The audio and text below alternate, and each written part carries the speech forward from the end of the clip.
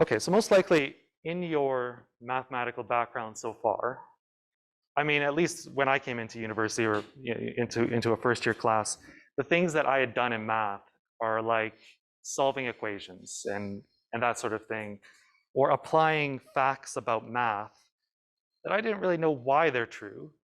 Things like, double angle formulas for sine and, all of these different formulas and different facts about mathematics, like doing calculus, what does the second derivative being 0 mean and all of these things.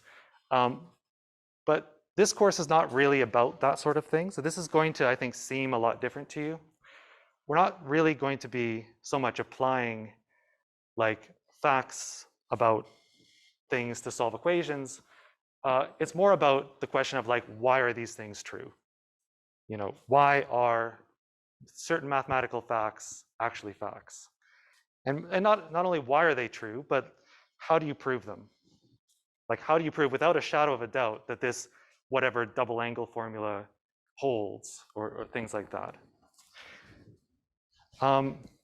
So before I can even tell you like how to prove things, though, we need to really understand at a really basic level what even is a mathematical statement, or what is a statement in general? What does it mean to be true? And these kinds of things.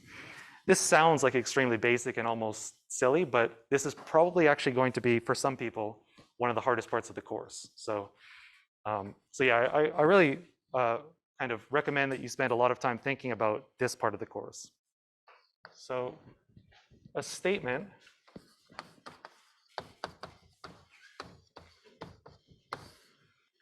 for the purposes of this course is, it's basically kind of a sentence which is either true or false.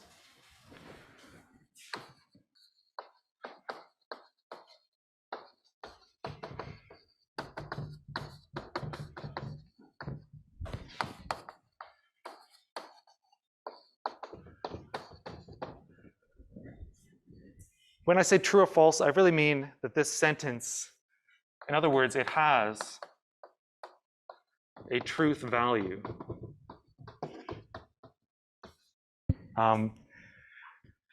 Which is completely unambiguous, okay?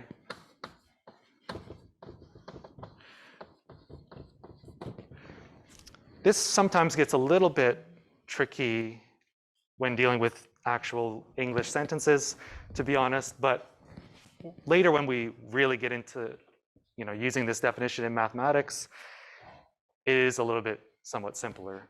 But let me give you some examples. So wrote some quick examples down. Oh yeah, for example, Paris is the capital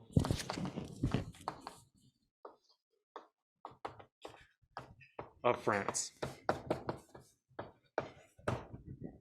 Right, so this has an inherent truth value, right? This is true.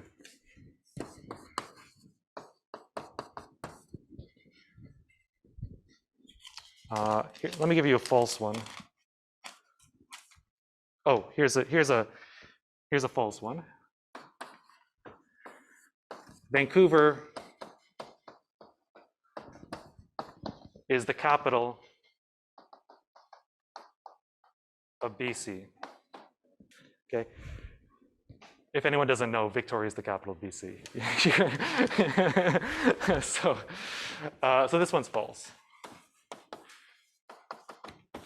Right, but you can see that in each of these examples, there's an inherent truth value to these statements, right?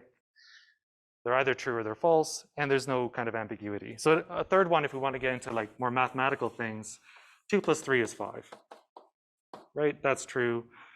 Here's another statement like, yeah, if x cubed is equal to 1, then x is bigger than 0. Okay. So the third one's true, the fourth one's false. Oh no, sorry, it's true, isn't it? Yeah. Okay. If I put squared here, then it's false, right? Okay, so like usually as a mathematician, these are the kinds of statements I'm dealing with, right? Not so much about what's the capital DC, but in any case, these things can all be statements. So they have a kind of truth value. Here's some things that are not statements. Maybe I'll go over here. So something that's not a statement.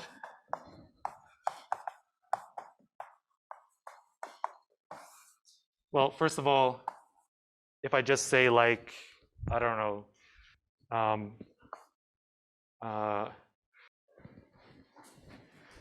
well, okay, here's one. Hello.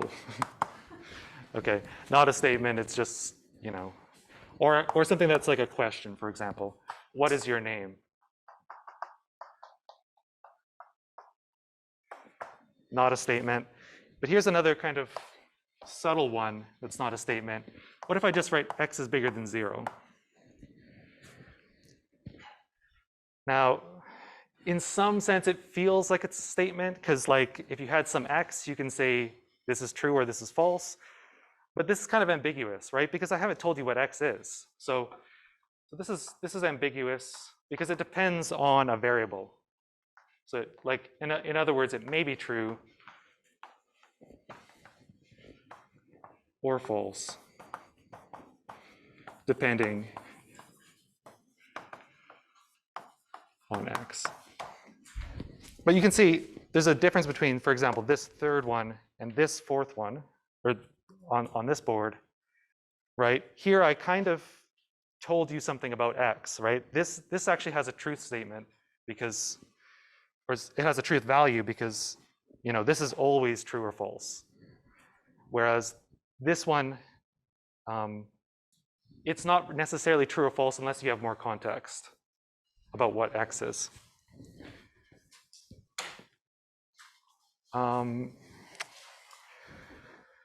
Right.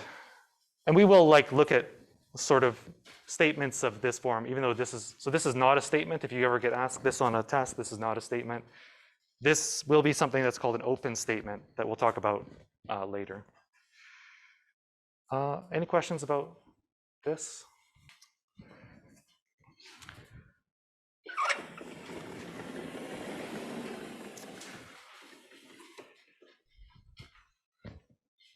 So now, so there's so what I want to tell you about now is operations for putting statements together. Actually, we sort of already saw one on that previous board, but I didn't really kind of tell you about it. But yeah, let's talk about some kind of connectives.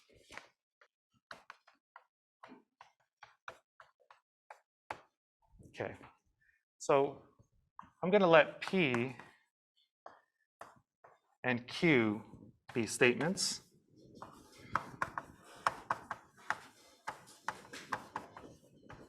So for example, P could be the statement, any of these statements like,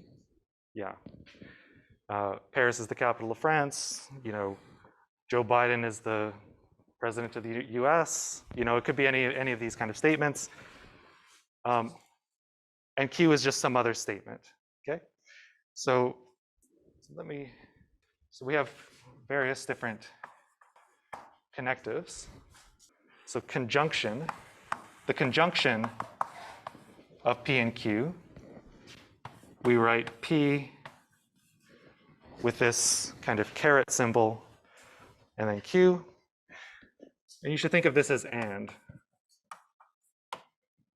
So P, so you actually probably should read this as P and Q is true. It's like whenever, exactly when P is true and Q is also true.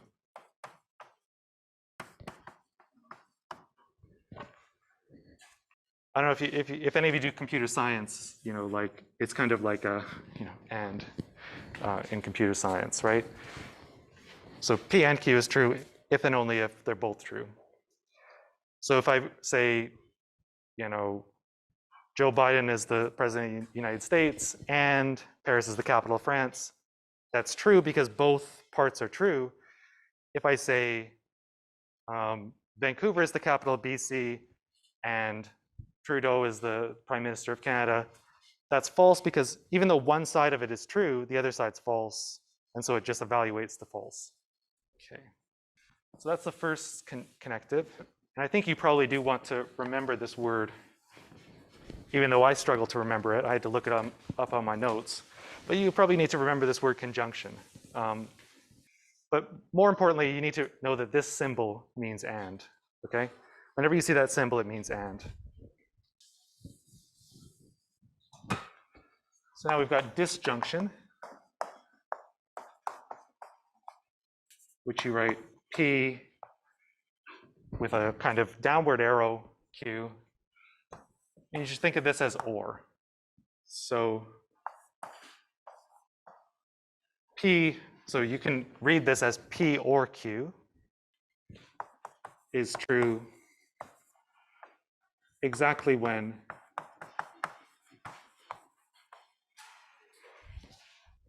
at least one of P or Q is true.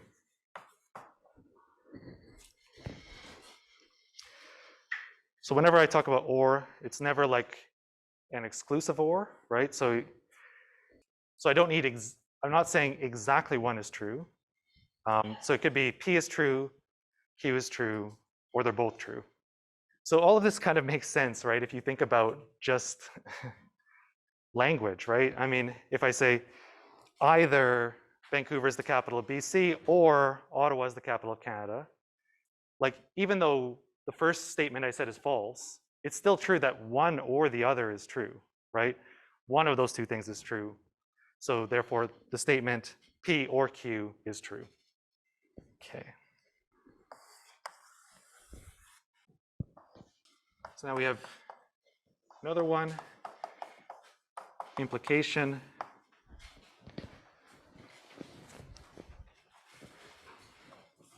So the notation is P arrow Q. And the kind of word you should say here is implies.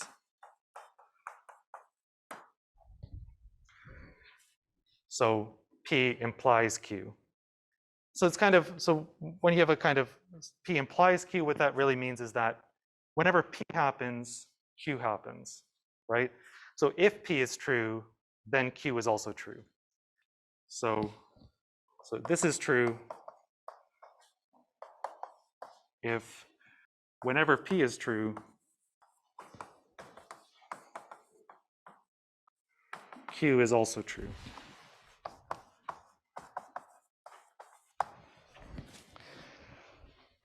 Okay, and you have to make sure you get this the right way around. So it doesn't mean that, yeah, if Q is true, it doesn't mean that P is true. So the way I like to think of this is like, so let's say P is the statement that it's raining and you are outside without any, cover, okay? That's a statement. It's raining, and let's say I'm outside without any umbrella or anything. Let's say Q is the statement that I am wet, okay? So if I am outside and it's raining and whatever, then I am wet. Like P does imply Q. But the other way around doesn't work, right? So if I am wet, it doesn't mean that I'm outside and it's raining, right? I could be in a swimming pool. So implications usually they go just one direction. So whenever this happens, or whenever this is true, but you don't get to like go the other way. Okay. Any questions about anything? Yeah. So if it's not Q, that means also not P, like the other way like that. That's a really nice observation. This is going to be, yeah, we're definitely going to get to that, but that's true. This, since you mentioned it, I'll mention it right now. That, yeah. Well, okay, I don't really have the notation and terminology yet to say this, but it also means that whenever Q is false, P is also false. So if I am dry, like if being wet is false, then it implies I must not be outside in the rain, right? And actually that those turn out to be completely equivalent. So P implies Q is the same as not Q implies not P. But we'll get to that, But that's a great observation, yeah. Actually, you're going to use that 100 times in this course. So it's good to start thinking about it early.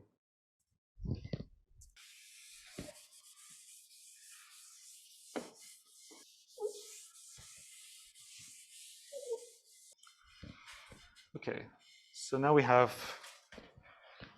the biconditional connective.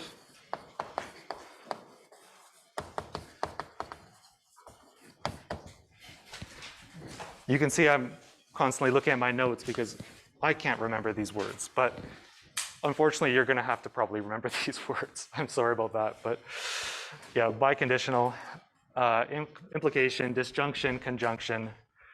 Yeah, the hardest ones are disjunction and conjunction because they're almost the same, but anyway, biconditional. So the notation for this is P with a double arrow with Q.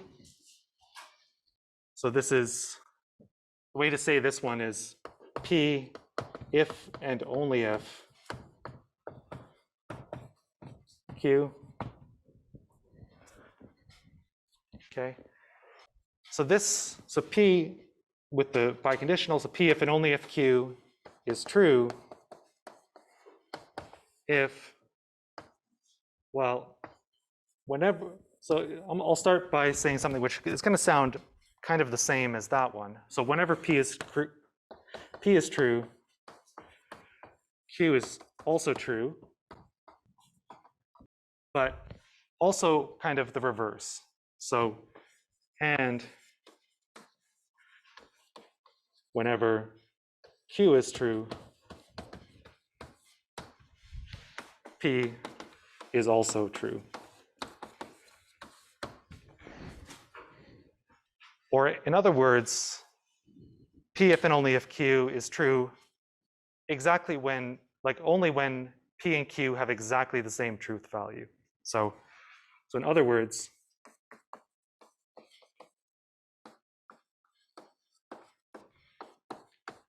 P if and only if Q is true. I might just start using T's and F's for true and false. If P and Q have the same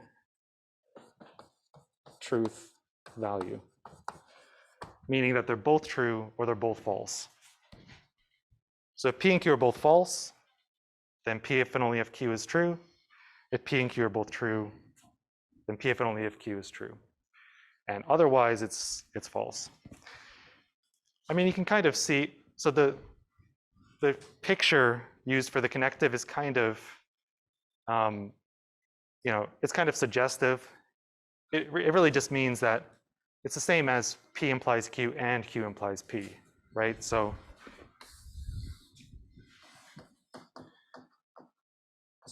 in other words, it's the same as, so now I'll kind of use some of these connectives together, but P implies Q and Q implies P.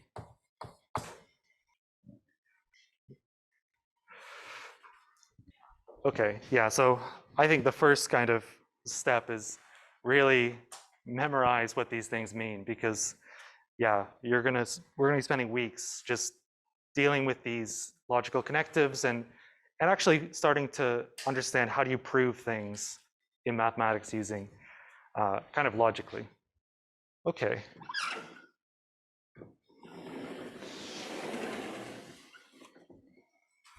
So let me write down some statements. Let's try to work out if they're true or false.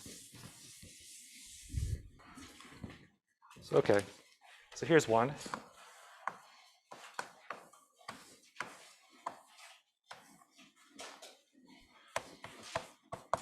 Oh, I should make a comment about brackets. So So right. On the previous board, I wrote something like this.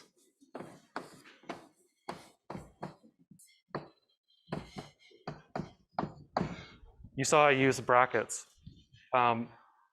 You got to use brackets to make things clear. Because if I was to just write this,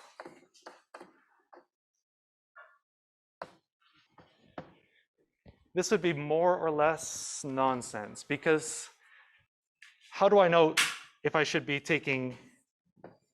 So like I guess in high school you have like bed mass or bod mass or whatever like you should do. There's this like sort of order, right? You apply brackets, exponents, division, multiplication, whatever. There's a sort of hierarchy of the different operations. In logic, there is no hierarchy. So there's no like rule that you always apply ors or ands first or something like that. So therefore, since there's no hierarchy, you have to use brackets. Otherwise, it becomes completely, even if I write P or Q and R, if what I meant was this, it would be much different than, these two things mean different things. So if I didn't write the brackets, it's not clear what I mean. So please do always write brackets. There are some exceptions. It turns out like if I write P and Q and R, things like that, there is no ambiguity because it doesn't matter which way you do the brackets.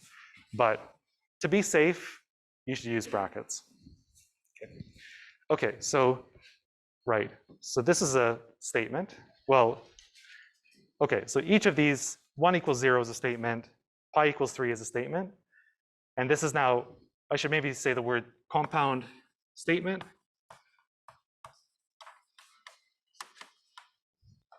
So a compound statement is a statement you get by putting together other statements.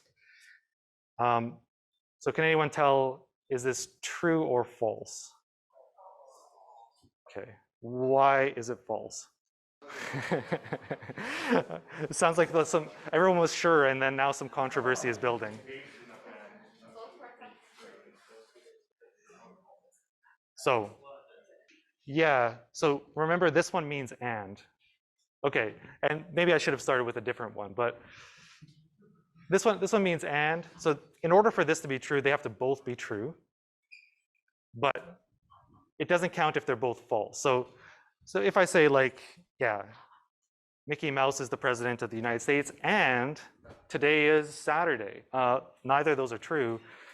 So that statement is like, it feels like it's doubly false in some sense. So it's false, right? So this is false because actually both of these things are false. If I changed it to like 1 is greater than 0 and pi is equal to 3, you have to remember this means and, it's still false, right? Because of that one. If I changed it to 1 is bigger than 0 and pi is bigger than 3, now we get something that's true because both sides are true. If I wrote x greater than 0 without telling you what x is, that wouldn't be a statement. But this one's perfectly fine because it isn't ambiguous. Unless I'm treating 1 as a variable, but that would be that would be just unfair. Yeah. Yeah. So, but that's actually a good comment because yeah, that kind of clarifies something. You have to yeah, but these are now kind of unambiguous. So what if I wrote 1 greater than 0, this thing, and then pi equals 3? Yeah. So it becomes true because this one's true, this one's false. This is an or, so it gives you true. What about these are going to get really boring if I keep doing 1 bigger than 0, but.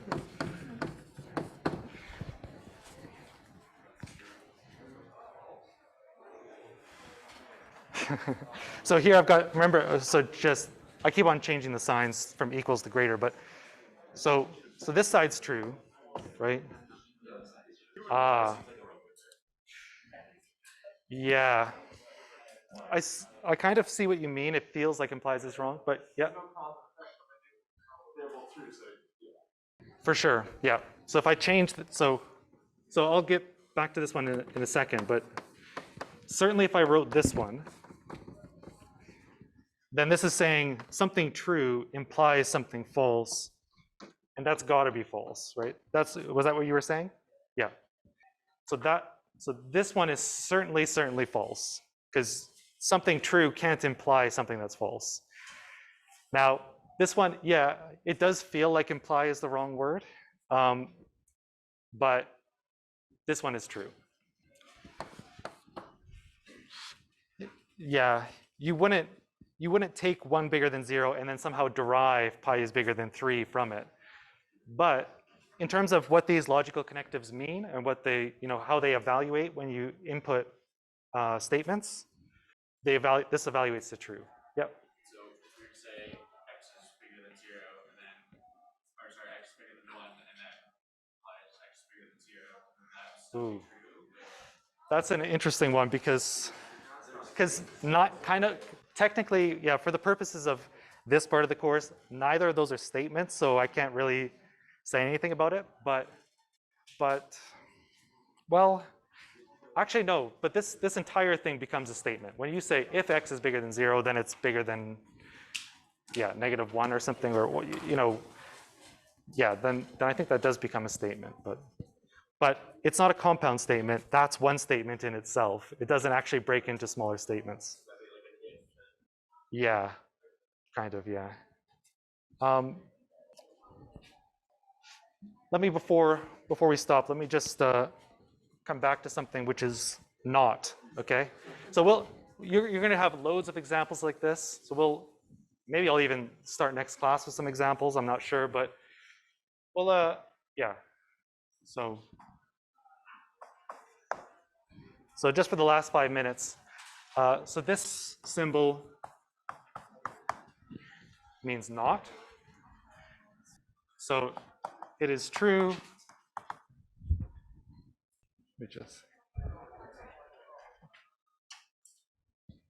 exactly when P is false.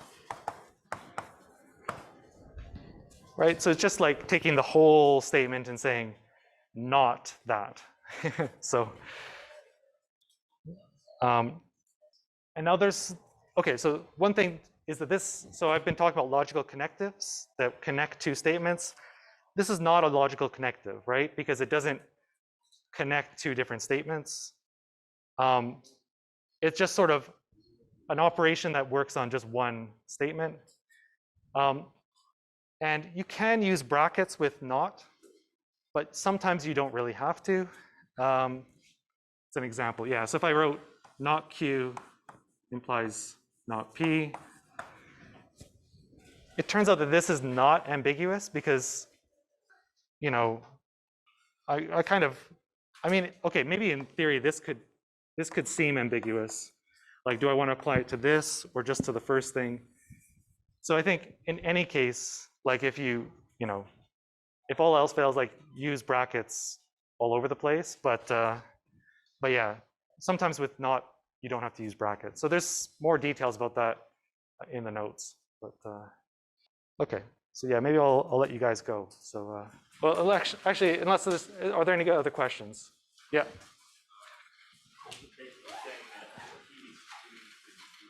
Yeah.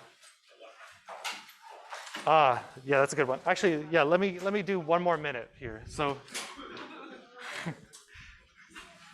so what if I wrote 1?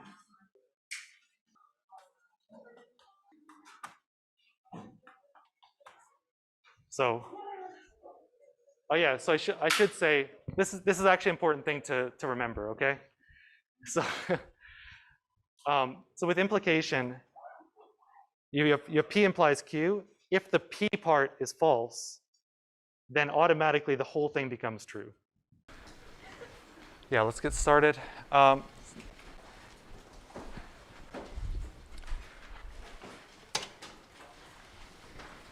So last time where we ended off was talking about logical connectives and negation. Right. One thing I wanted to clarify, I don't think I really explained it extremely well last time, is that negation, so remember I talked about brackets, right? If you've got a bunch of logical connectives, you need to use brackets because they're not applied in any sort of order. But one thing I wanted to really clarify is negation always happens first. So for example, if I write not P or Q, you might think that this is ambiguous because there's no brackets, because where does the not apply to? But it's not ambiguous because we always apply the nots first. So this always means not P or Q, and it never means not P or Q. Okay, so if you want to write this thing, not P or Q, you have to write the brackets. If you want to write this, then it's enough to write this. Okay. Of course, if you're ever worried about whether you need brackets or not, just put them, right? But if you have a question or something and it's talking about this, then you know that it means this. Okay. Another thing I wanted to talk about. Oh yeah, go ahead. Yeah, so you know how you said the not's always apply first or whatever? Yeah. If you specified that the brackets were around the P and the not would be after, right? That's a good point. Oh yeah, so yeah, maybe I should say, maybe not quite first, after doing things in the brackets. So brackets are always kind of the most important thing. You start on the inside of the brackets, and then you move out. That's a good point. Yeah. So it's not quite first in some sense. Yeah. So I guess I mean if you look at inside of any particular bracket or something, if there's a not in there, then you apply it first, and then move out to the next bracket, and so on. Another thing I wanted to clarify. So there was this question, like really important question that came up right at the end, and we didn't really have time to talk about it properly. This thing about implication. So remember, P implies Q means whenever P is true, Q is true. By the way, another way to say this, so I kind of told you in words this means implies. Another way to say it is if P, then Q. Okay. Now the question came up, what happens if P is false? So if P is false, should P implies Q be true or not, right? So here's the basic rule to remember, and I'll try to, it's a really hard thing to try to convince you of, to be honest. I'll try to convince you with one example, but the rule is that you can remember if P is false, then P implies Q is automatically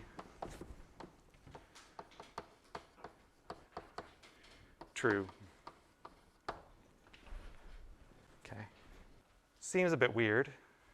So, and when I say automatically true, I mean if Q is true, it's true. If Q is false, it's also true. Yep.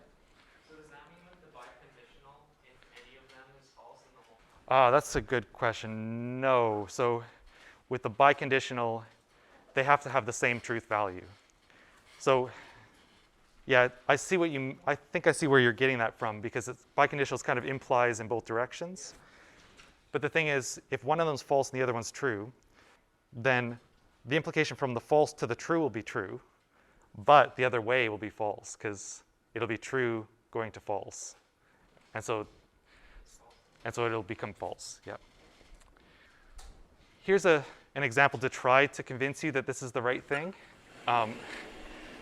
Or are there any other questions about this first? So this is something you can memorize, but you can also kind of give a reason for it.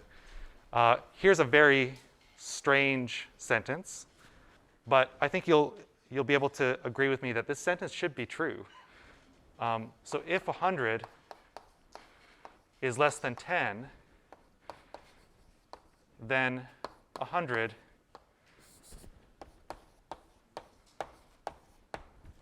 is less than 20. No. It should be true, right? I mean, if something false, like this is false. 100 is not less than 10, the last time I checked. But if it was, then it would be less than 20. So this sentence together should be true. So that kind of gives you, and even if I put here, if 100 less than 10, then 100 is less than 200. So even if I have, so it doesn't really matter whether I put a true statement or a false statement there. In some sense, both of these things should be true. So yeah, this is, although there is a bit of strangeness here, because even if I put 100 less than 10 and 100 less than 5, this also should evaluate to true as well. But anyway, let's not worry about that. But so you can just remember, basically, if the first part of the implication is false, then the whole thing becomes true. Okay. Any questions about that? Yeah. If two statements are like contradictory, it's still just true. Oh, I see. Yeah, kind of like even. 100 less than 10, 10 less than 100. Oh, yeah, yeah. It still works. Yeah. So even if I have, let's say P is true, or let's say P is false. So suppose, and if I write P implies not P, that's true.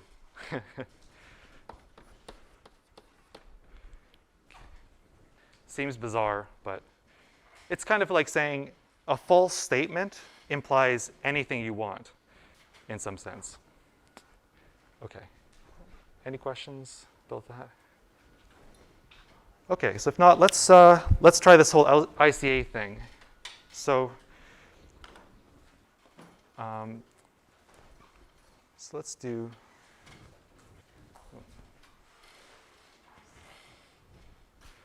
So yeah, so we're going to do an in-class assignment now. I'll give you a few minutes to think about it, and feel free to talk amongst yourself. And in case.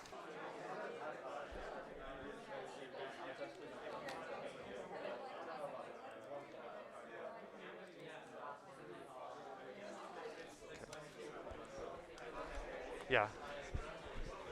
Yeah, I'll make sure you're added soon after the class. So okay.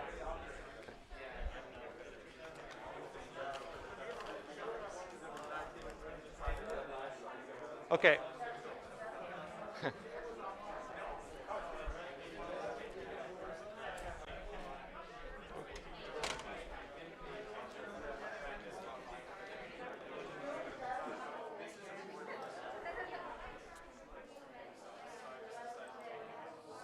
Okay. So let's get back to the lecture. I'm glad you're all enjoying this worked pretty well. Do you think it worked well? Okay. Yeah, no kidding. Yeah, for sure. Agreed. I only tried those once last year, and it failed so badly, I never tried again. Yeah. Okay. So, okay, so let's talk about truth tables.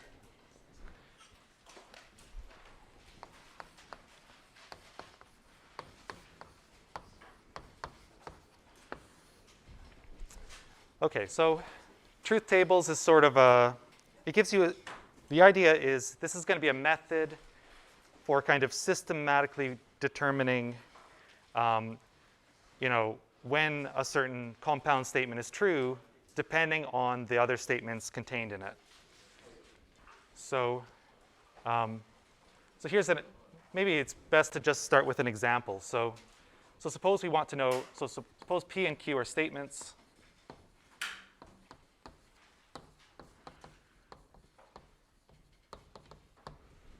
So a truth table, or maybe I'll just say the truth table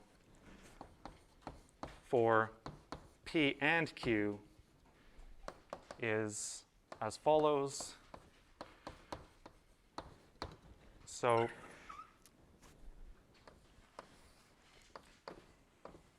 you start with your basic statements, P and Q.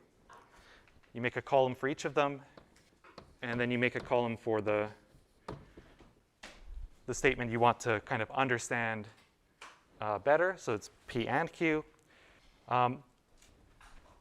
Quick comment. So I think I've been using T and F for true and false, but for whatever reason, let's start using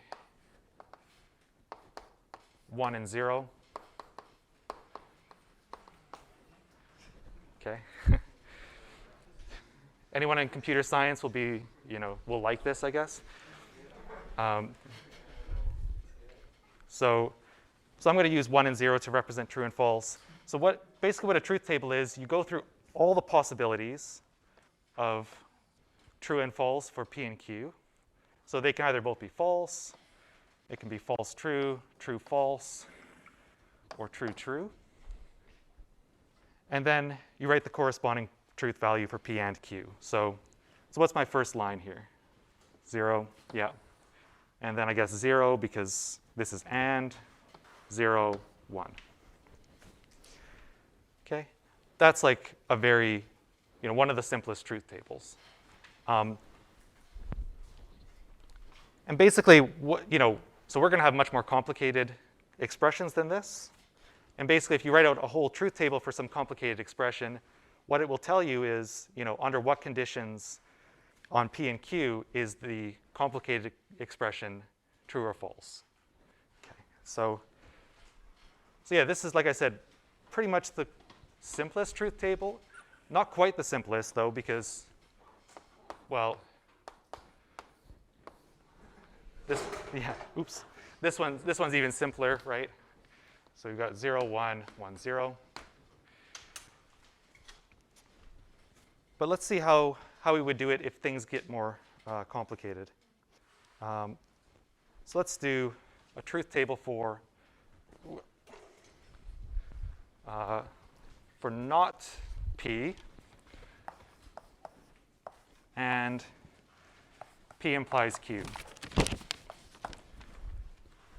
Okay.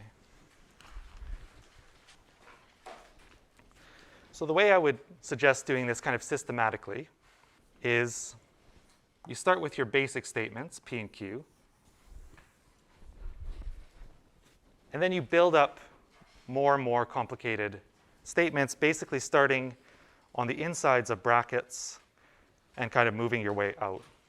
So my next column, I'm going to just make not P. That's a pretty kind of simple one. And then I'm going to have a column for P implies Q, kind of looking at this as my next most complicated, or my next least complicated statement. And then I make a column for not P and P implies Q. Okay. So I guess usually your final column will be the thing you're really interested in understanding, And then we go through all the possibilities here. And then we just kind of propagate the values, from column to column. Meaning, because I know this column with P, I can work out this column, the not P column. It just reverses everything. So we got 1, 1, 0, 0. Okay. Because I know the P and the Q, I can figure out P implies Q. Right? So what's my first line of P implies Q? Okay, 1. Good. I guess I'm kind of getting this into your minds. Whenever P is true, P implies Q is not, or sorry, is true. Whenever P is false, P implies Q is true. So we got P is false here and here. We can just automatically write 1s there. This case, we have P is true, but Q isn't. That's our only case where P implies Q is false. And then we've got true here. Right? And now we've got enough information to do this column because we know these two things. You know, this column is just a combination of these two, and so we just kind of propagate things. So I see a 1 and a 1. This is an and. I get a 1. I see a 1 and a 1. It's a 1. 0, 0 makes 0. 0, 1 makes 0. Was that too fast? Is that okay? That's good.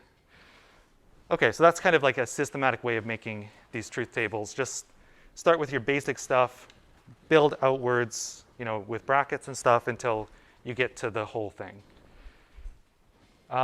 Here's a question. Why are there 4 rows in this truth table? Like, what's the significance of 4? Yeah? Because there's only 2 different variables. Yeah. Yeah, so let's call them statements. I mean, they kind of are being treated like variables because I'm going over all the possibilities, but let's call them, let's just call P and Q statements, I guess, but yeah. But so there's there's P and Q, but how does 2 become 4 then? Yeah, 2 squared, yeah. Because there's 2 variables, there's 2 choices, there's 2 possibilities for each of them. They can either be true or false, or 0 or 1, right? There's 2 choices for P, 2 choices for Q. So the number of choices overall is 2 times 2, and that's how you get the 4. So if you have more variables, you need more rows. So for example, well, so I can say in general, if you have K, or yeah, okay, I just called them variables. So yeah. If you have K statements, let's say, K statements, you need 2 to the K rows. And once you have 2 to the K rows, you need to be careful that you write all the possibilities and you don't write one of them twice. That can maybe be a bit tricky. Okay, so if I had something like P implies Q if and only if R, for example, I would start with my PQR.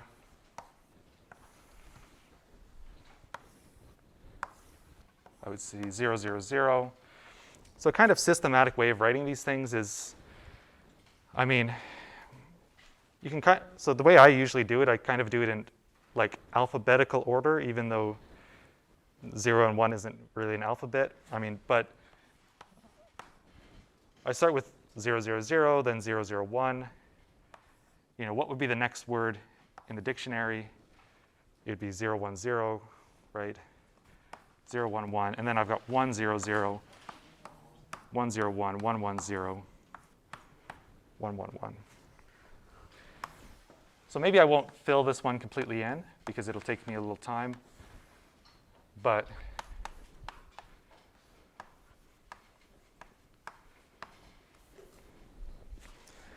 okay, I'll do a little bit. So here I've got P and Q and R are both false, which makes P if and only if R true. They have the same truth value, in other words. False, true, that makes false, false, true, true, false, false, true, and so on. I guess I can finish this actually. This is quick. These 4 are all P is false, so you can immediately write 1, 1, 1, 1 because P is false. Oh dear, it's tricky to keep these things straight. P is true, that thing is true, true, P is true, this thing's false, and then it's true, and so that's the truth table. Okay, so you should get a lot of practice with these things because this is something that's going to come up a lot. Any questions about any of this? Yeah? Yeah. Yeah, totally. So just to repeat that, so right, so I guess I'm doing here false first, but whatever. So yeah, one way to, you know, as she mentioned, so one way to make sure you've done everything properly, you can yeah, you can take your first variable and just make the first half of it all false or true, whichever you prefer. The second half all true.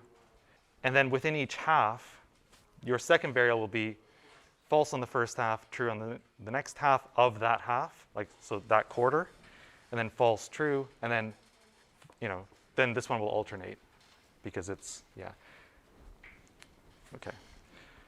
But yeah, thanks for that. That's a good way to think of it. Yep. Exactly. That's exactly another way to say like the kind of algorithm I use to do that is, yeah, incrementing by 1 in binary. If you know binary, that's one way to do it. Yeah, that's good. Yeah, so you kind of start at 0 in binary, 1 in binary, 2 in binary, 3, 4, 5, 6, 7. Here's a couple of definitions. A statement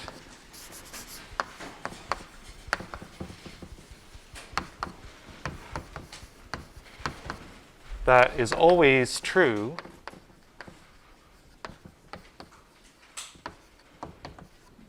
is called a tautology.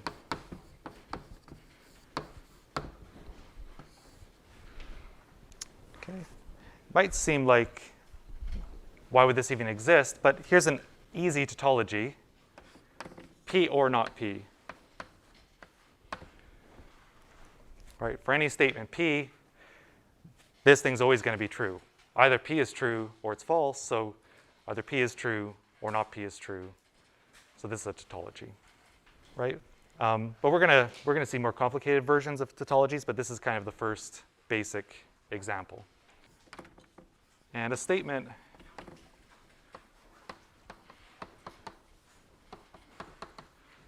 that is always false is called a contradiction. Can anyone give me a contradiction? Yeah? Yeah. You got to be quicker. Yes, so that's a great example. P and not P, it can never be true because you can't have false and true being true. Or anyway. If P is false, then it's false. If P is true, then it's true, so it's always false. Or sorry, if P is false, then it's false. If P is true, then it's false. It's always false. Yeah. Okay. So let's look at an example. Maybe I'll go over here.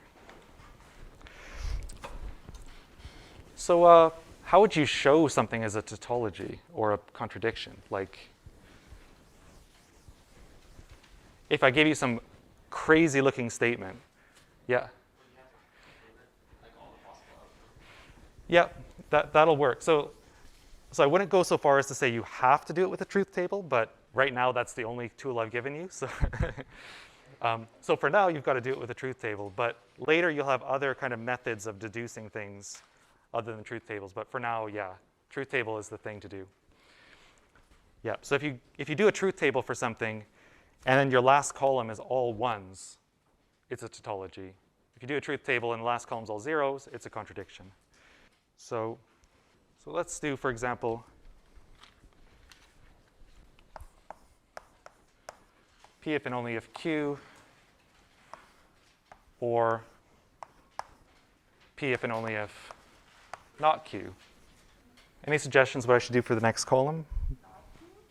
Yeah, maybe let's do not Q. Yeah, that makes sense because it is kind of the most basic thing in here. I mean, it kind of feels redundant sometimes doing not Q because but if you want to be safe, and I think it'll help you make sure you get your answers right if you put a column with not Q. We've got P if and only if Q. That can be our next one. P if and only if not Q. So we do the usual thing.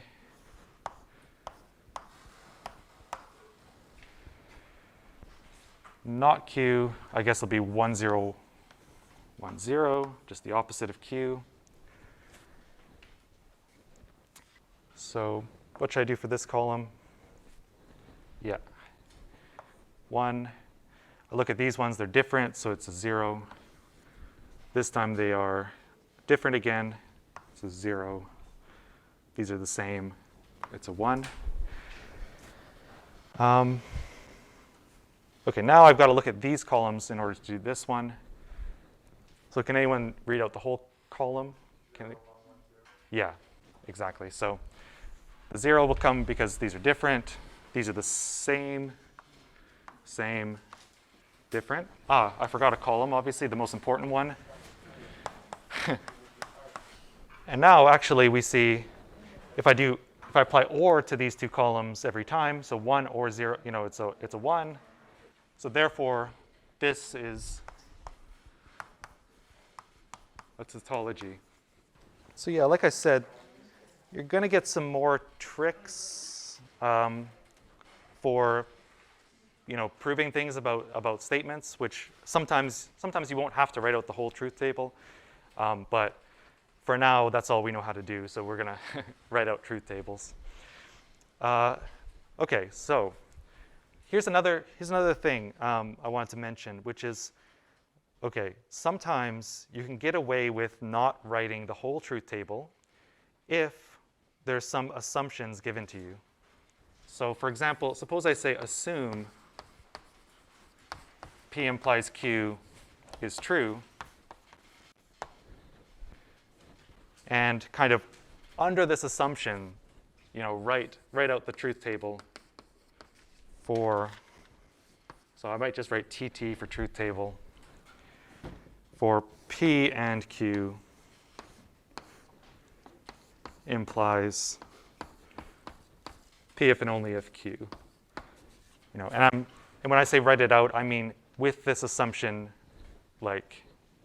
given. Okay, so I'll start by making the same columns I would normally. And this time I'll try not to forget one.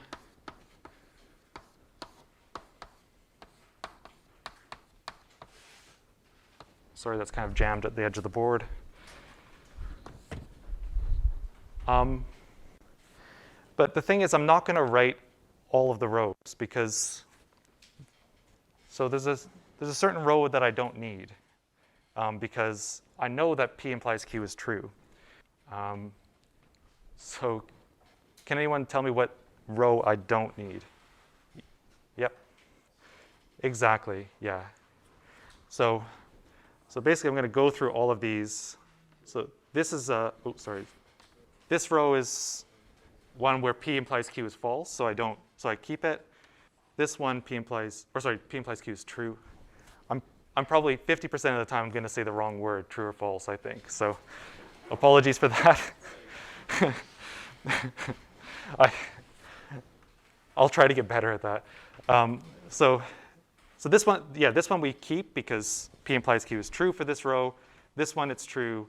If I write a 1 and a 0, though, P implies Q will be false. So I don't write that row, and I just write this one. Okay. And then I do my thing, as usual. Yeah, so I often I just go down columns, right? But you can even go across a row. So this is false. That's going to be true because they have the same truth value.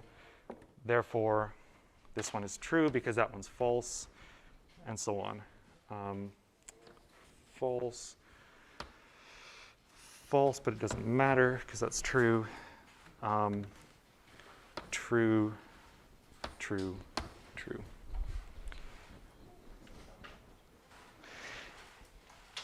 Yeah, it kind of is a. Okay, I'm not sure whether we use this terminology in this course, but it kind of is a tautology under this assumption. It kind of becomes a tautology, but I wouldn't say this is a tautology in general because I haven't checked the other case. But kind of under that assumption, it's a tautology.